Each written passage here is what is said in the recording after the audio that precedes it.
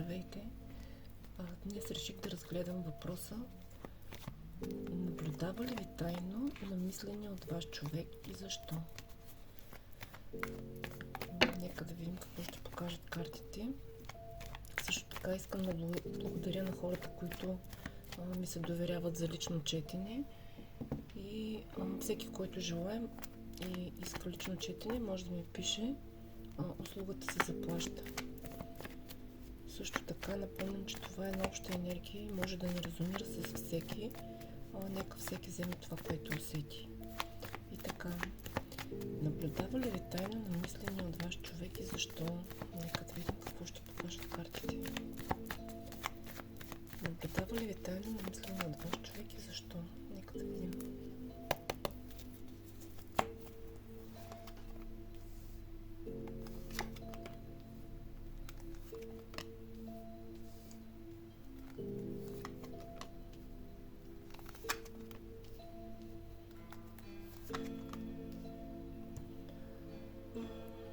Тук картите ми показват човек, който тайно ви наблюдава и следи присъствието ви в социалните мрежи.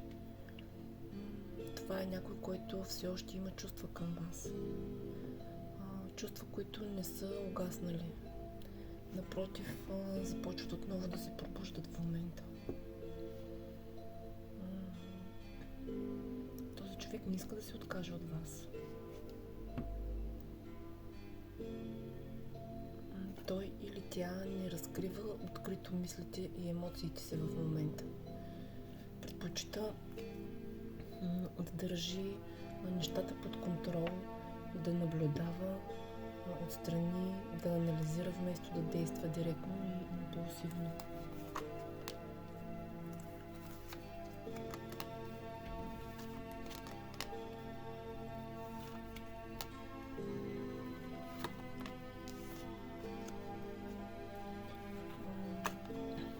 Тук картите ми показват, че за някой от вас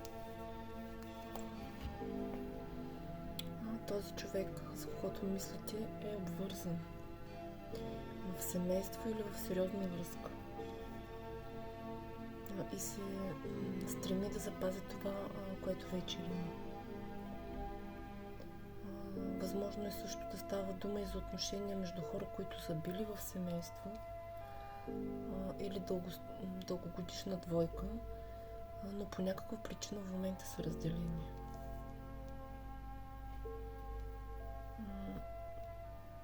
В тези отношения човекът, за когото мислите, той или тя е показвал сдържаност, контрол, имало е емоционална дистанция.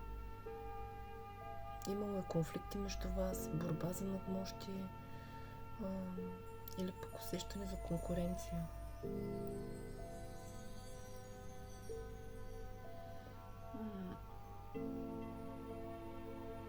Картите тук много ясно ми показват, че това са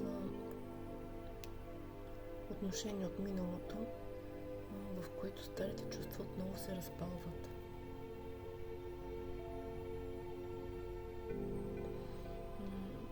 Имало е много страст и е възможно точно вие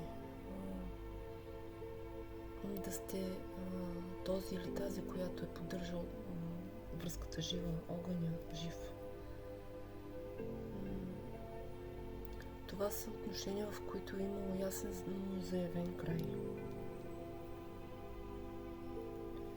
Но и в момента потенциал за ново начало.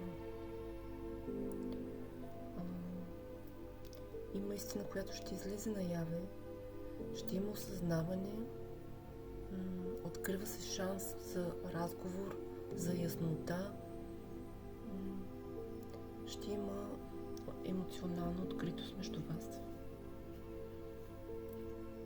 Така че да, намислено от вас човек ви наблюдава и това е защото има чувства, които отново се разпалват. Това ми показаха картите. Благодаря ви.